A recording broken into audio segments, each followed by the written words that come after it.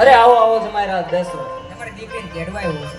અરે જમાઈરાજ સારું કર્યું. આમ પણ નાનક સબાલા મારી પાછળ પડ્યો છે, માટે હું તેમને વળાવવા જ માંગતો હતો. તો ચાલો હું નાનક સબાલા આવે તે પહેલા તમને બંનેને વળાવી દઉં.